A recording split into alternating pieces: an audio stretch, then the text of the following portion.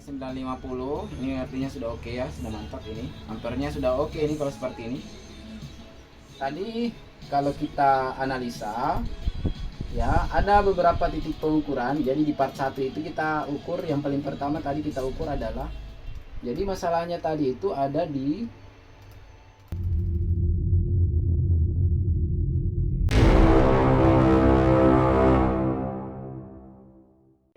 Oke, Assalamualaikum warahmatullahi wabarakatuh. Ini adalah part keduanya. Kali ini kita akan mencoba mengetes. Jadi MacBooknya sudah kita perbaiki tadi. Yang video pertama, part pertama, ini kita lanjut lagi karena kita tadi ada jeda sholat, kita selesai. Kita lanjut, kita testing menggunakan PSU, menggunakan LCD test. Oke, sini kita tes display.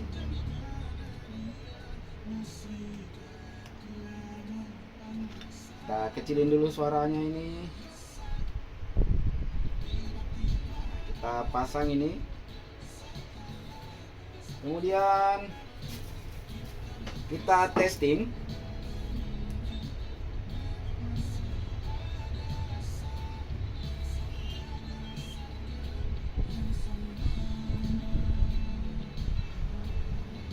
Ini kita lihat.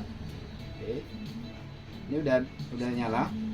Ampere di PSU nya juga udah oke. Ini ya, 923. Nah, ini udah display. Sisa kita lihat apa dia bisa sampai di tanda folder seru. Naik 950. Ini artinya sudah oke ya, sudah mantap ini. Ampernya sudah oke ini kalau seperti ini.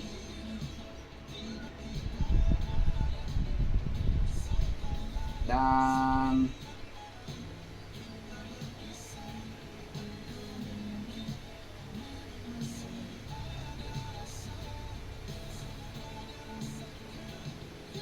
oke, ini sudah nyala, tetap ya. Nah, sekarang Kak, saya akan menjelaskan teori singkatnya, kenapa kita harus mengganti, teori singkat kenapa bisa sampai rusak itu, dan apa yang kita kerjakan tadi dan apa yang kita ganti tadi. Oke, kita lanjut ke gambar.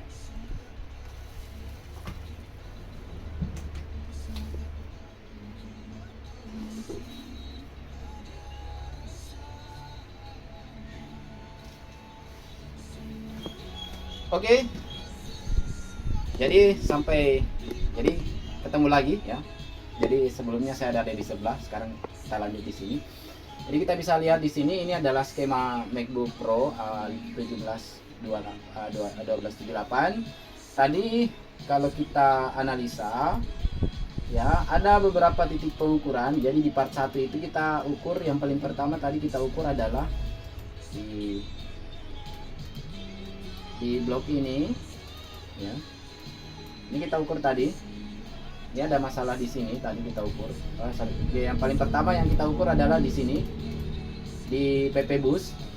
Jadi tadi titik ukur paling pertama kita adalah PP bus. Jadi PP bus ini ada nilai sebesar 12,6 tadi atau 12,5 ya. Nah, ini PP busnya ada. Kita cek dulu. Nah, ini namanya PP bed atau PP bus ya. Kemudian setelah itu, jadi kalau di skemanya itu kita buka di area ini. Bentar.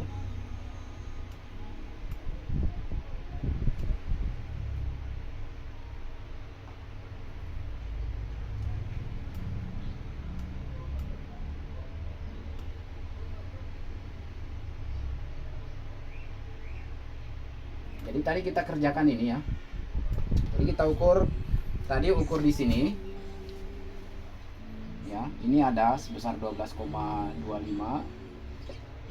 Ini idealnya adalah 12,5 ya. Tapi 12,25 juga tidak masalah. Kemudian setelah kita ukur ini, kita pastikan oke, ada tegangannya tadi kemudian kita ukur lagi, tadi adalah G3H. Jadi G3H itu kok rangkaiannya ada di atas sini. Nah, ini G3H. Jadi ini adalah poin ukur. Tadi pertama adalah PP bus dulu yang kita ukur. kemudian yang kedua adalah G3H. Jadi di sini ada 3,3 volt. Atau bisa kebalikannya, G3H dulu kemudian PP boost ya. Nah, G3H ini cara kerjanya adalah seperti nanti ada PP boost dari sini, dari adaptor yang dari blok IC charger tadi akan masuk di sini, kemudian nanti oleh IC linear ini akan menghasilkan 3 volt seperti itu. 3,34 sini nilainya. Selanjutnya, setelah itu baru kita ukur untuk indikator di MagSafe-nya, karena MacBook ini tidak akan menyala kalau tidak ada indikator di MagSafe-nya. Kenapa perlu indikator di MagSafe? Nah, di indikator di MagSafe ini ada yang disebut dengan ini one wire sys one wire. Jadi kalau misalnya si indikator MagSafe ini nyala, itu tandanya IC one wire ini itu aktif. Nah, sehingga mengirim informasi ke SMC. Jadi dari one wire ini nanti masuknya ke SMC di sini. Karena tadi tidak menyala, maka kita curiga ada masalah di one wire-nya. Jadi kita ukur tadi di area di sini SMC BCACOK-nya, karena si SMC si IC ini, si IC AND gate ini. Jadi ini adalah AND gate.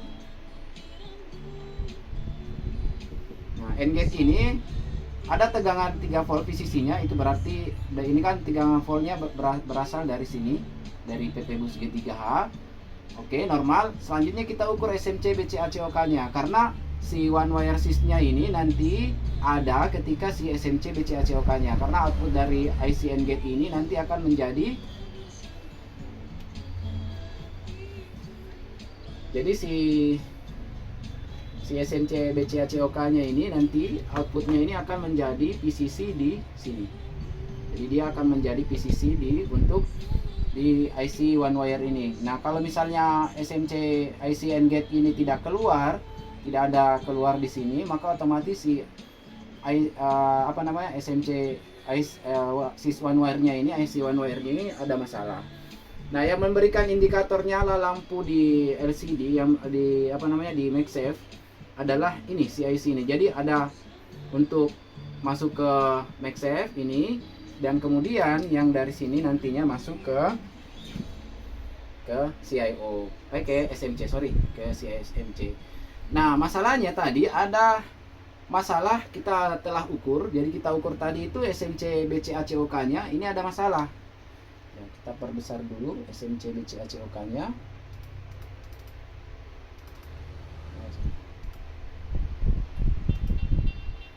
Jadi masalahnya tadi itu ada di sini. Nah, SMC BC ACOK. Jadi SMC BC ACOK-nya ini saya buat ke sini dulu karena agak capek ya. Nah, nih. Nah, jadi ada masalah di SMC BC ACOK-nya di sini tadi. Ini.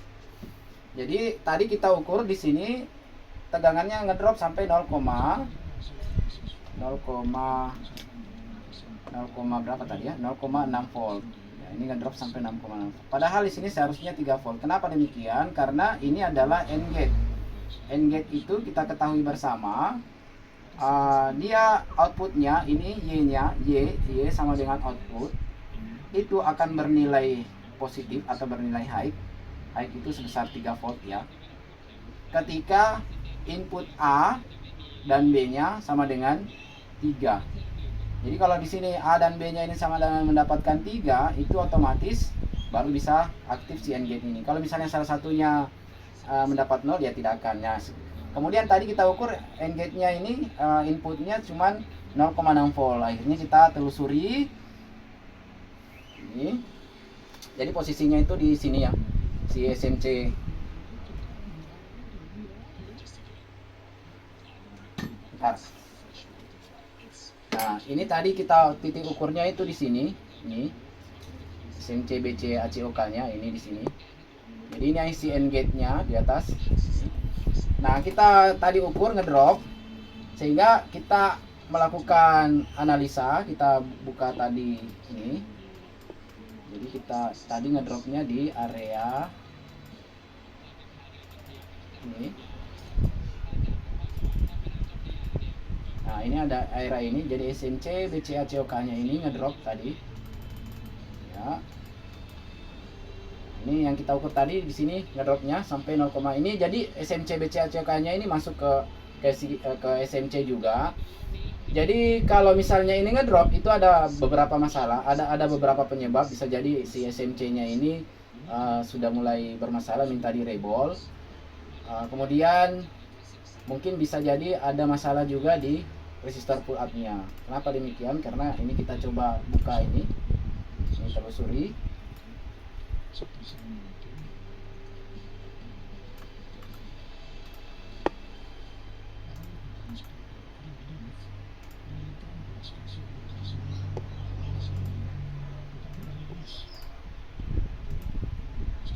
Nah, ini SMC BCA COK nya, sorry tadi mana?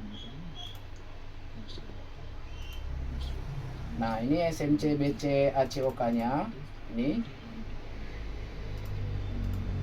Nah, ini SMC BCA COK nya ini adalah signalnya, ini tegangannya ini di pull up ke atas, ke pull up ke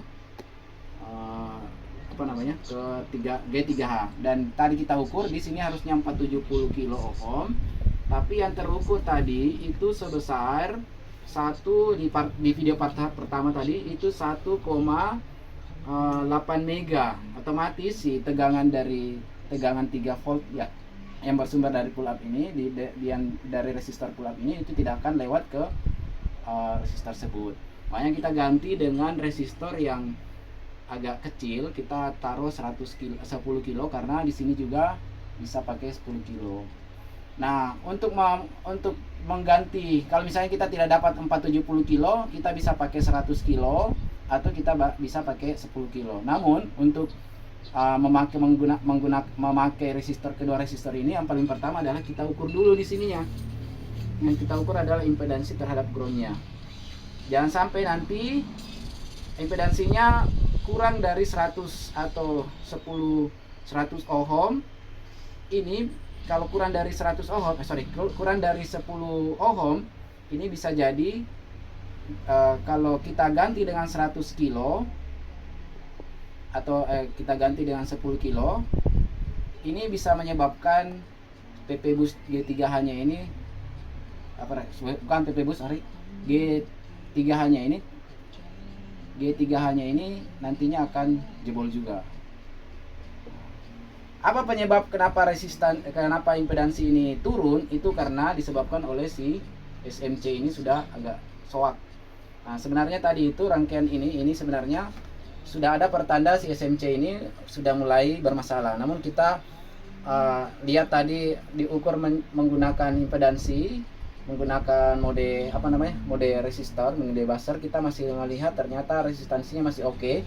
Resistansi terhadap ground dari SMC ini masih oke. Jadi kita cukup mengganti 470 ini, kita ganti dengan 100K atau 10K. Toh nantinya kalau misalnya si SMC ini namun sebaiknya si SMC ini kita ganti atau kita reball.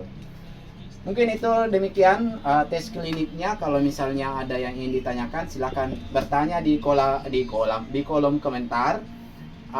Mudah-mudahan bisa bikin video seperti ini lagi.